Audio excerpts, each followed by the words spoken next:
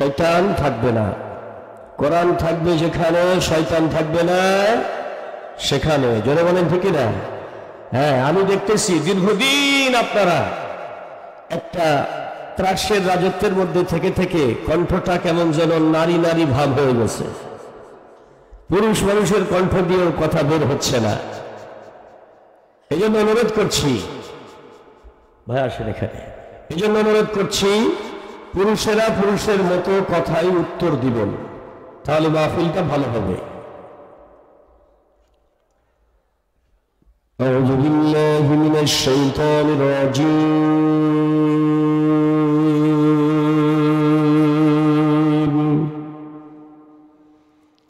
বিসমিল্লাহির রাহমানির রাহিম।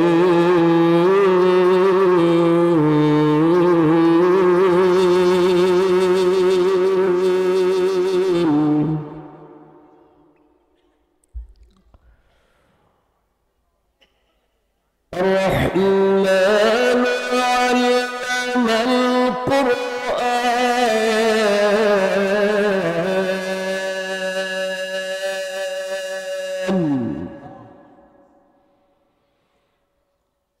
خلق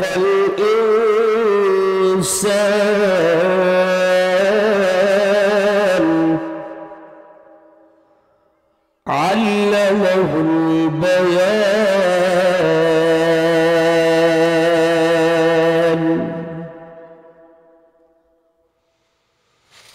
الرحمن علم القرآن خلق الإنسان علمه البيان.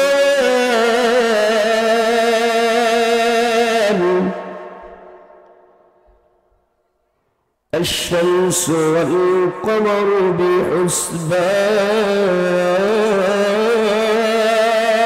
بحسبان والنجم والشجر يسجدان.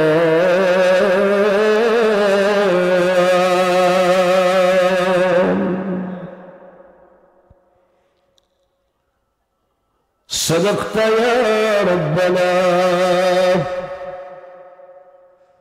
وقال النبي صلى الله عليه وسلم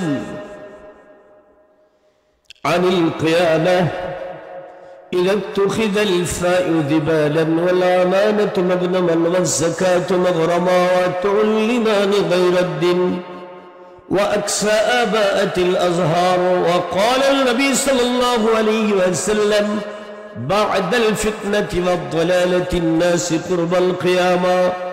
يا أيها الناس اتقوا اتقوا الله تويج الوجه وترد ربي وترفع الدرجات. وقال النبي صلى الله عليه وسلم: لو كان القرآن في إهاب ما أكلته النار ومن جمعه القرآن ثم دخل النار. سأل رجل إلى النبي صلى الله عليه وسلم: لماذا يا رسول الله؟ قال رسول الله صلى الله عليه وسلم: من جعله خلفه القرآن طريقا إلى النار فهو شر من الخنجر من تركه من جبار قسمه الله ومن ابتغى غيره في أضله الله. رواه البخاري. وقال الله تعالى: إن الله وملائكته يصلون على النبي يا أيها الذين آمنوا صلوا عليه وسلموا تسليما. اللهم صل على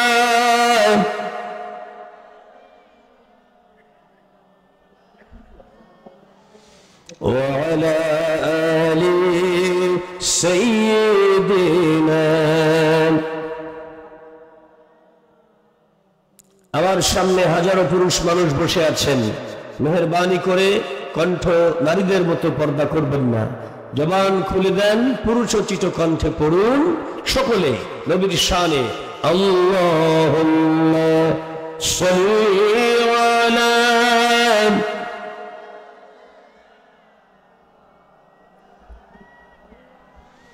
ওয়া আলা আলি সাইয়্যিদিনা মাওলানা।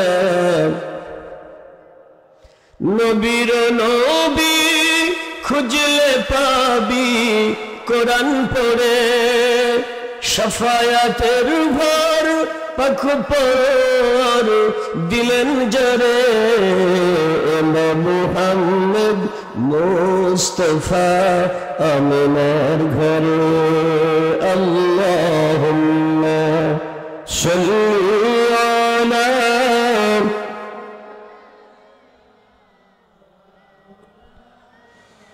وعلى آل مولانا।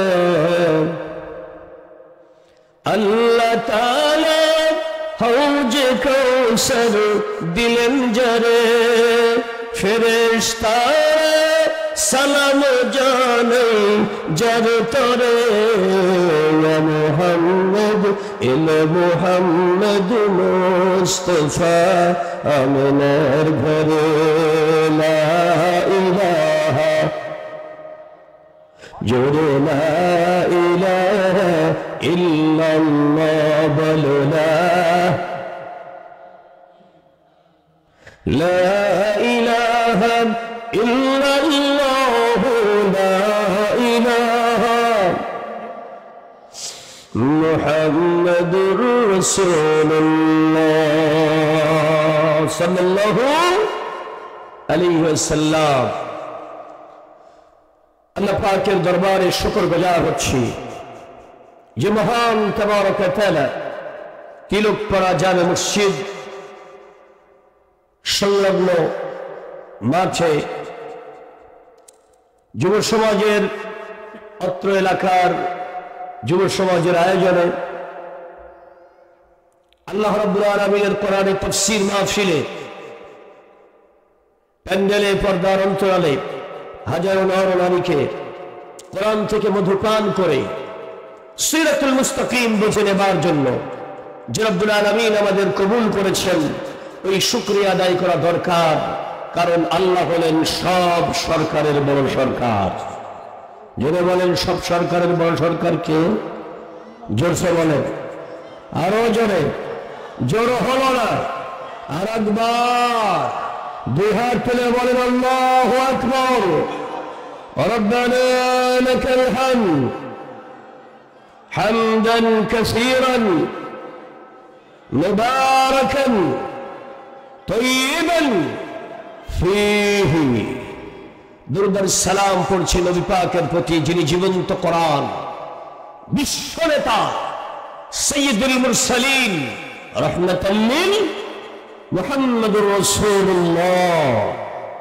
সকলে বলুন সাল্লাল্লাহু আলাইহি ওয়াসাল্লাম। প্রিয় হাজিরিন, আজকের কোরআনের মাহফিলে কোনো ভূমিকা দরকার নেই, সরাসরি আলোচনায় চলে যাচ্ছি। তাফসীর হবে। জোরে বলেন কি হবে? আপনারা কি তাফসীর শুনবেন না এমনি আলোচনা? কথা বলেন। তাফসীর শুনবেন। আলহামদুলিল্লাহ। জোরে বলেন আলহামদুলিল্লাহ। স্বাধীন দেশের নাগরিকেরা নতুন করে স্বাধীন হলো, এখন আপনারা ভালো আছেন নিশ্চয়। আমি সালাম দিচ্ছি আজকের মাহফিলের সম্মানিত সভাপতি, আজকের মাহফিলের সম্মানিত প্রধান অতিথি, আজকের মাহফিলের অন্যান্য ওলামায়ে কেরামগণ, অতিথিবৃন্দ, বয়োজ্যেষ্ঠ বয়োকনিষ্ঠ, পর্দার অন্তরালের মা এবং বোনেরা, ভাইজান এবং বাবাজিরা, সালাম দিচ্ছি রহমত কামনা করে, দোয়া প্রার্থনা করে। উত্তর চাই, আসসালামু আলাইকুম ওয়া রাহমাতুল্লাহি ওয়া বারাকাতুহু। স্বাধীন দেশে আপনারা কেমন আছেন? কি বলেন? ভালো আছেন নিশ্চয়? আলহামদুলিল্লাহ। আল্লাহ পাক আপনাদের দুনিয়া আখিরাতে ভালো রাখুন। তেলাওয়াত হয়েছে সূরা আর রহমানের কয়েকটি আয়াত। জোরে বলেন কোন সূরা? আরো জোরে বলেন সূরা রহমান। বুখারী শরীফের হিজরতের অধ্যায় থেকে একটি হাদিস পাঠ করেছি। বাকি কথা আল্লাহ পাক যেন আমাদেরকে হক আদায় করে তাফসীর আকারে বলার জন্য তৌফিক দান করেন। সকলে বলি আমিন। আরো জোরে বলি আমিন। প্রথম শব্দ আর রহমান, জোরে বলেন প্রথম শব্দ কি? আরো জোরে বলেন। এই সূরাটার নামও আর রহমান, জোরে বলেন ঠিক কিনা? প্রথম আয়াত আর রহমান, আবার এই কোরআনের মালিক যিনি তার নামও আর রহমান। জোরে বলবেন না আল্লাহু আকবার। তাহলে একের ভিতরে চার, জোরে বলেন একের ভিতরে কত? মাদ্দা হলো, এই শব্দটির মূল হলো রহম, রহামিম। রহম, রহম মানে দয়া, দয়া যিনি করেন তার নাম রহমান। আরেকবার বলেন ঠিক কিনা? আর সব দয়ার একক মালিক এক আল্লাহ। এটা যদি বুঝাইতে চান ডেফিনিট আর্টিকেল আলিফ লাম সামনে আনা হয়েছে, আর রহমান সকল রহমতের মালিক। জোরসে বলেন, আরো জোরে বলেন। সকল রহমতের মালিক যদি আল্লাহ না হবে তাহলে আমাদের আপা 5 বছরের জন্য ক্ষমতায় নির্বাচিত হয়ে উনি 41 সাল পর্যন্ত থাকবে ঘোষণা দিয়েছিল। কত সাল? সেনাপ্রধান করলো 45 মিনিট টাইম দিলাম। টাইম কয় মিনিট? কথা হয় না। উনি সাক্ষাৎ চাইছিল কত বছর? 41 সাল। কিন্তু সেনাপ্রধান করলো 45 মিনিট টাইম দিলাম, এর মধ্যে যদি উড়ে যেতে পারেন তো ভালো, আর না হলে এরপরে লোকের জুতা দিয়ে মারবে না ইটা দিয়ে মারবে, তার কোনো ঠিক নাই। বাঁচতে যদি চান এখনই পালান। খারাপ লাগতেছে? উনি থাকতে চাইছিল কত বছর? 41 সাল, রাষ্ট্রীয় ঘোষণা। কিন্তু আল্লাহ পাক এটা কবুল করে নাই। জাতির উপরে যে নিষ্পেষণ চালিয়েছে,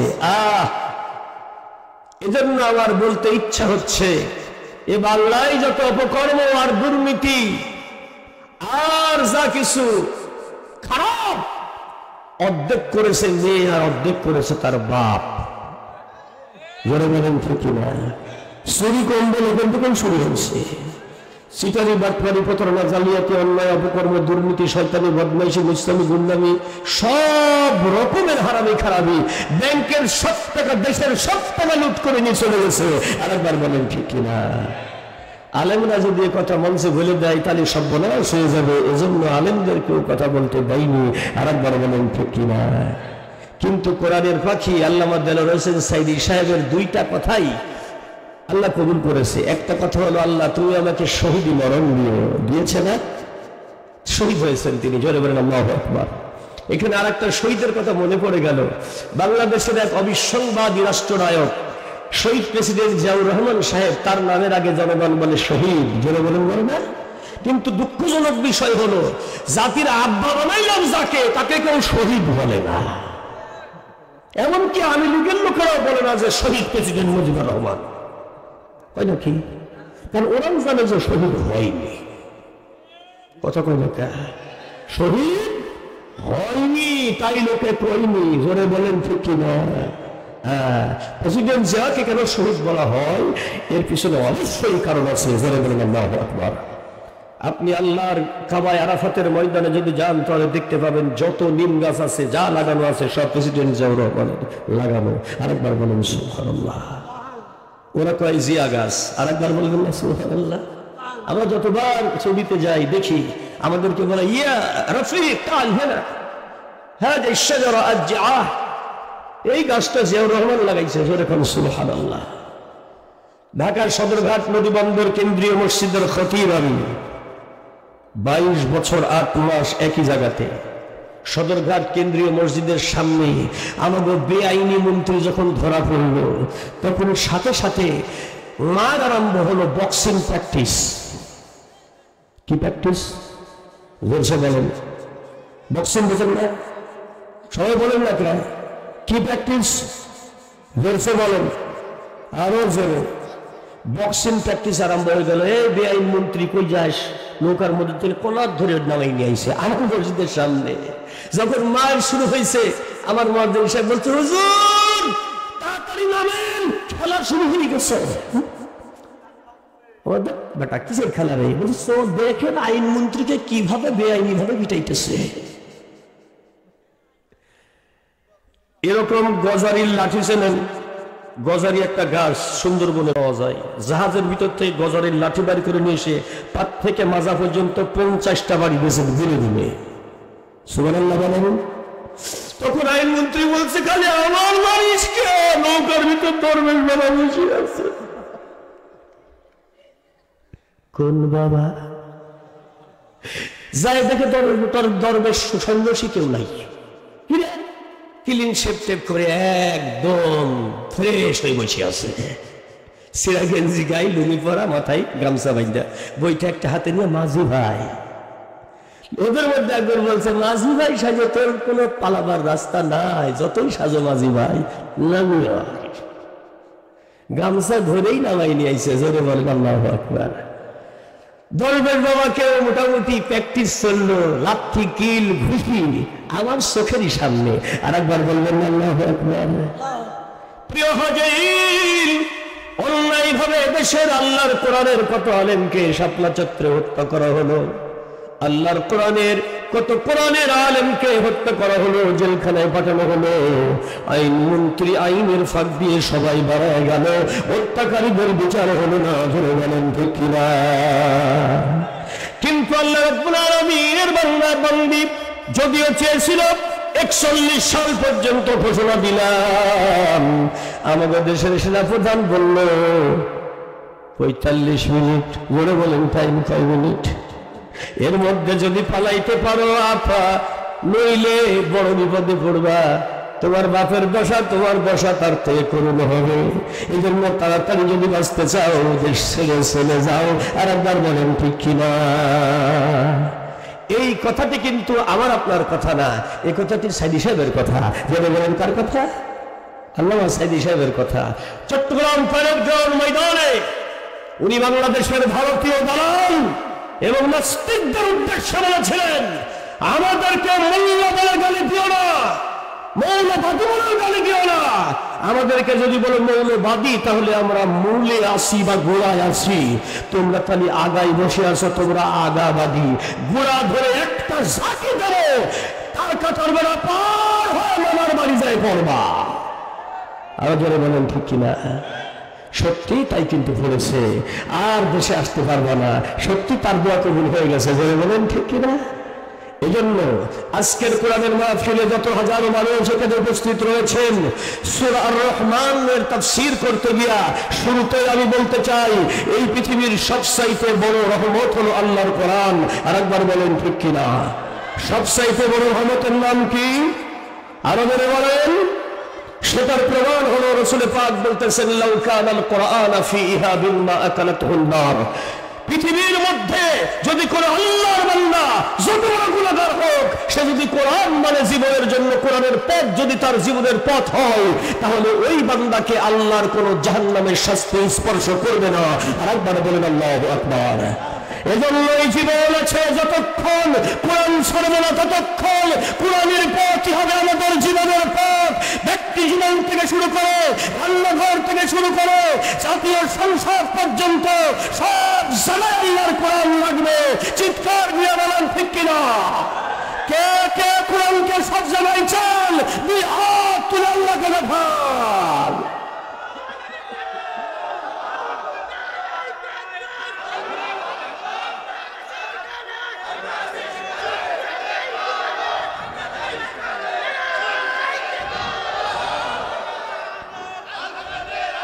আলহামদুলিল্লাহ। প্রিয় হাজিরিন, আমি আপনাদের বলতেছি, প্রেসিডেন্ট জিয়াউর রহমানকে শহীদ বলা হয়, এর আরেকটি কারণ হলো নাস্তিকরা বাংলাদেশের মুসলমান উদ্দেশিত এই দ্বিতীয় বৃহত্তম মুসলিম দেশের সংবিধানে বিসমিল্লাহ লিখেছিল না, কিন্তু প্রেসিডেন্ট জিয়াউর রহমান সাহেব বললেন না, যেহেতু মুসলমানদের সংবিধান, প্রথমে বিসমিল্লাহ লিখতে হবে। এবং সংসদদেরকে বললেন যে you have to do it, এটা করতে হবে। আপনারা প্রেসিডেন্ট জিয়াউর রহমানের নাম শুনেছেন, আর আমি প্রেসিডেন্ট জিয়াউর রহমান সবার বাড়িতে মাহফিল করছি, ওনার নানার বাড়ি মাহফিল করছি, ওনার মা বাপের বাড়ি মাহফিল করছি, ওনার খাটে আমি শুয়ে থাকছি। জোরে বলেন আল্লাহু আকবার। আপনি সেটা জানেন না, বগুড়ার গাবতলীতে ওনার জায়গার উপর একটা ফাজিল মাদ্রাসা আছে, প্রত্যেক বছর সেই মাদ্রাসায় আমি মাহফিলে যাই। আর একবার বলে সুবহানাল্লাহ। প্রিয় হাজারিন, আল্লাহর কোরআনের জন্য পৃথিবীতে কেউ যদি কোনো অবদান রাখে, আর কোরআনের কারণে, মনে রাখবেন আজকের যে ওআইসি দেখতেছেন, মুসলিম জাতিসংঘের কথা বলা হয়, এই ওআইসি গঠনে তার ভূমিকা ছিল। জোরে বলেন সুবহানাল্লাহ। আল্লাহ রাব্বুল আলামিনের হাজী সাহেবগণ যাতে ছায়ায় থাকে, সেজন্যই তার অবদান আছে। আজও সেই নিম গাছগুলো বড় হয়েছে, ওখানে হাজী সাহেবরা গিয়ে আরাম করে। এই জন্য আল্লাহর দিনের কাজে যদি কারোর কোনো অবদান থাকে, আর এই অবদান রাখতে গিয়ে যদি ভারতীয় দালালরা তাকে হত্যা করে, তাহলে এই শহীদ হবে, এর মধ্যে কোনো ভুল না। এই জন্যই তাকে শহীদ বলা হয়। আর একবার বলেন আল্লাহু আকবার। প্রিয় হাজারিন, আল্লাহ রাব্বুল আলামিনের এই কোরআন হলো সবচাইতে বড় রহমত। এর চাইতে বড় রহমত আর নাই। আপনি জীবনে যদি জান্নাত নামক ওই নিয়ামত পেতে চান, মানতে হবে আল্লাহর কোরআন। এটাই হলো কোরআনের ফরমান। যে মানবে কোরআন, মুছে দেবে রহমান তার জীবনের সকল গুনাহ, আর সে হবে জান্নাতের মেহমান। এটাই হলো আল্লাহর ফরমান। জোরে জোরে বলেন মারহাবা। কোরআনের উল্টো কথা যদি আপনি চলেন, তবে মনে রাখবেন, যেই হন আপনি অপমানিত হবেন। ঠিক না ঠিক? আচ্ছা বলেন তো, মুসলিম জাতির পিতার নাম কি? কথা পাই না। ইব্রাহিম আলাইহিস সালামের কথা কে বলেছে? কে বলেছে? জোরে বলেন, আরো জোরে। জোরে হবে না। এই জায়গায় অন্য কেউ হাত দেয় নাই। জোরে বলেন ঠিক কিনা? মিল্লাত আবিকুম ইব্রাহিম ওয়া সাম্মাকুমুল মুসলিমিন।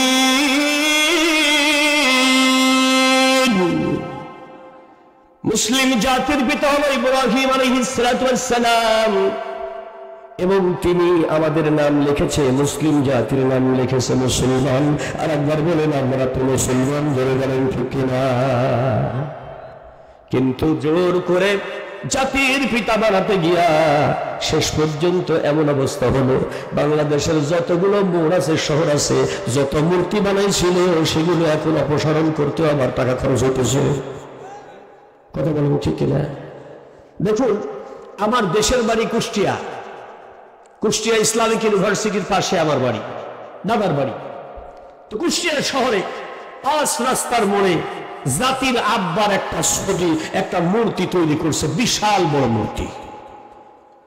কোটিখানেক টাকা খরচ করে মূর্তি একটা তৈরি করছে। কিন্তু হঠাৎ করে একদিন এমপি সাহেব দেখেন জাতির আব্বার কে যেন নাক ভেঙে দিয়েছে। জোরে বলেন কি ভেঙে দিয়েছে?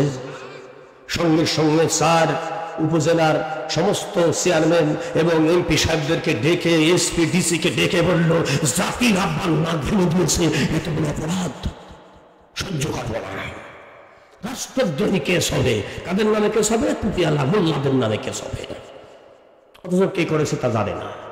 সাজানো নাটক একটা সাজিয়ে দিল, কিছু আলেমদেরকে ধরপাকড় করলো। আর একবার বলেন নাউজুবিল্লাহ। এইবার বলা হলো, যেহেতু জাতির আব্বার বডি, এই বাঁচানোর জন্য 18 জন পুলিশ, 3-6-18, 6 জন করে পুলিশ নিয়োগ থাকবে। 3 বেলা 3-24 ঘন্টা পাহারা হবে, 18 জন পুলিশ। কিন্তু 5 তারিখের পরে যে দেখি সেই মূর্তি তো নাক ভাঙা তো দূরের কথা, শীত করে ফেলাই গেছে গোল চত্বরের ভিতরে। এখন ওই জায়গায় ছেলে ফেলে পায়খানা করতেছে, তার দেহের উপরে বসে মুখের উপরে পায়খানা করতেছে। আমি এক সময় আমার গাড়ি থামাইলাম, কোন এক কাজে গেছিলাম ওই রাস্তার মোড় দিয়া, দেখি একটা কুকুরে পেশাব করতেছে। জিজ্ঞেস করলাম এক দোকানদার ভাইকে যে, ভাই এটা করারই দরকার ছিল কি? আরে যে কুত্তায় পেশাব করতেছে, তাই আপনাদের খারাপ লাগতেছে না? আর যাই হোক, দেশের রাষ্ট্রপ্রধান ছিল তো বেচারা। তখন দোকানদার বলছে, ভাই রে, হুজুর মানুষ কি উত্তর দেবো, ওই তো ময়লা পড়ছে তো কুকুরে পরিষ্কার করে দিতেছে। নাউজুবিল্লাহ খান কুকুরে ধোয়া মশাজ কামনা করে দিতেছে, আর একবার বলেন নাউজুবিল্লাহ। তাহলে নিজের বাবাকে এইভাবে অপমানিত করা, এটা আপনি সহ্য করতে পারবেন না, এটা কোনো প্রয়োজন ছিল না। জোর করে যদি কেউ কিছু করতে চাই, চাপিয়ে দিতে চাই, ওটা টেকে না রে ভাই। আর একবার বলেন ঠিক কিনা তাই, আরো জোরে বলেন ঠিক কিনা। জোর চলে না, কারণ সব ক্ষমতার মালিকের নাম জোরসে বলেন, আরো জোরে। জোর হলো না। সেই আল্লাহ কি বাংলাদেশে আছে? দুই হাত তুলে দেখানো আছে নাকি? জোরে বলেন আছে। মনে রাখবেন, এই বাংলাদেশ, এদেশে মদিনার ইসলাম এমনি আসে নাই। ইসলাম এসেছে রহমতের ক্ষমতার মধ্য দিয়া। আর আপনারা বলেন সুবহানাল্লাহ। আর রহমা মানাহু আল কুওয়া, রহমত হলো একটা আল্লাহর শক্তি। এই শক্তির সামনে পৃথিবীর সব শক্তি অপারগ হয়ে যায়, নিথর হয়ে যায়, স্তব্ধ হয়ে যায়, স্তব্ধ হয়ে যায়। আর একবার বলেন সুবহানাল্লাহ। যেমন আল্লাহ রাব্বুল আলামিনের নবী ইব্রাহিম খলিলুল্লাহকে আগুনের মধ্যে ফেলে দিয়ে ক্ষমতাসীন নমরুদ পৃথিবীর বাদশা বলল, আমার বিরুদ্ধে আচরণ করো, তোমাকে আমি আগুনের মধ্যে পুড়ায় মারব। হযরত ইব্রাহিম খলিলুল্লাহ তাওয়াক্কুল করলেন কার উপরে? গোটা দেশ তার বিরুদ্ধে, তার বাবাও তার বিরুদ্ধে, কিন্তু ইব্রাহিম নবী বললেন, ইন্নী তাওয়াক্কালতু আলাল্লাহ রাব্বুনা ওয়া রাব্বুকুম। মনে রেখে দিও, আমি তোমাদের কারোর উপরে ভরসা করি না, ভরসা করি আমি সেই রবের উপরে, সেই রব যিনি তোমার রব, আমার রব। একবার বলেন সুবহানাল্লাহ। রবকে জোরসে বলেন, আল্লাহ আমার রব, ওই রবি আমার সব। জোরে, আল্লাহ আমার রব, ওই রবি আমার সব।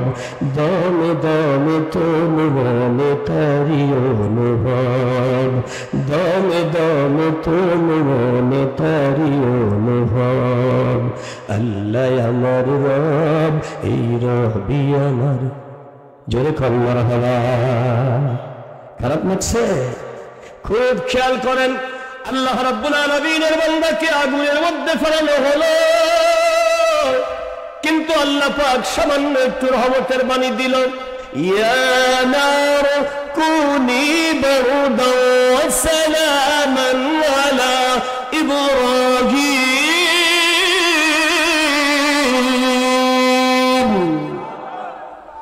হে আগুন, রহমান তোমাকে নির্দেশ দিতেছে, বারদান ওয়া সালামান আলা ইব্রাহিম, ইব্রাহিমের জন্য শুধুমাত্র শান্তিদায়ক হইয়া যাও। আর আগুন, তুমি গোটা পৃথিবীর মানুষের জন্য জ্বালানি হইয়া যাও। পৃথিবীর যা কিছু আসবে জ্বালা দাও, কিন্তু ইব্রাহিমের জন্য শান্তিদায়ক হইয়া যাও। এই হুকুম শোনার সঙ্গে সঙ্গে আগুন স্তব্ধ হয়ে গেছে। জোরে জোরে বলেন সুবহানাল্লাহ। ইব্রাহিমের জন্য। কার জন্য? শুধুমাত্র ইব্রাহিমের জন্য। আরেকবার বলেন আল্লাহু আকবার। প্রিয় হাজরিন, ইব্রাহিম আলাইহিস সালামের প্রসঙ্গ যখন এসেই গেল, তো লক্ষ্য করুন রহমতটা কাকে বলে। রহমান, সব রহমতের মালিক তিনি এককভাবে। জোরে বলেন আল্লাহু আকবার। পৃথিবীতে 4 জন বাদশা ছিল। জোরে বলেন, গোটা পৃথিবীর বাদশা ছিল কয়জন? গোটা পৃথিবী শাসন করছেন 4 জন ব্যক্তি। The history of the world. 4 জনের মধ্যে একজন হলো হযরতে সুলাইমান আলাইহিস সালাম। জোরে বলেন একজনকে। আরেকজন হলেন ইস্কিন্দার আলাইহিস সালাম। জোরে বলেন আল্লাহু আকবার। যুলকারনাইন আলাইহিস সালাম। আর 3 নম্বরে হলো বখতনাসর, এ হলো জবরদস্ত ইবলিস শয়তান। আরেকটা হলো নমরুদ। আরেকবার বলেন আরেকটাকে নমরুদ। বখতনাসরকে শায়েস্ত করার জন্য আল্লাহ রাব্বুল আলামিন পাঠিয়েছিলেন হযরতে দানিয়েল আলাইহিস সালামকে মোকাবেলার জন্য। আর নমরুদকে শায়েস্ত করার জন্য আল্লাহ পাঠাইলেন মুসলিম জাতির পিতা ইব্রাহিম খলিলুল্লাহকে। আরেকবার বলেন সুবহানাল্লাহ। এখন ইব্রাহিম খলিলুল্লাহকে পৃথিবীতে পাঠানোর আগে পৃথিবীর যিনি সর্বময় ক্ষমতার মালিক, গোটা পৃথিবী তিনি চালান ব্যাবিলনে বসে। আজকের পৃথিবীতে ফিলিস্তিন যে জায়গাটা, এখানে বসে চালাইতো নমরুদ তার রাজ্যক্রম। জোরে বলেন আল্লাহু আকবার। নমরুদ নিজেকে খোদা দাবি করলো এবং ভাবলো আমি হলাম পৃথিবীর খোদা, কারণ আমি যা বলি তাই হয়। আসলে বেটা বেহুদা। বলে বলেন ঠিক কিনা? ওকে খোদা না বেহুদা? আমার ও ভাবলো যে আমার জীবন আছে, যতদিন ক্ষমতায় থাকবো ততদিন। এগুলো চিন্তা ভাবনা একদম আমাদের আপার মতো। জাতির আপা যেমন চিন্তা করছে যতদিন আমার জীবন আছে ততদিন আমি ক্ষমতায়। কিন্তু অহংকার যেদিন করলো আল্লাহ সেদিন ধরলো। বলে বলবেন না সুবহানাল্লাহ। রাতের বেলা শুধু খালি ছোট্ট একটি স্বপ্ন দেখিয়ে দিল, বিশাল বড় একটা আলো। এই আলোটা গোটা পৃথিবীকে খেয়ে ফেলছে। আর সে আলো দেখে নমরুদ ভয়ের জ্বালায় থরথর করে কাঁপতেছে। এত বিশাল বড় আলো, এই আলো দেখে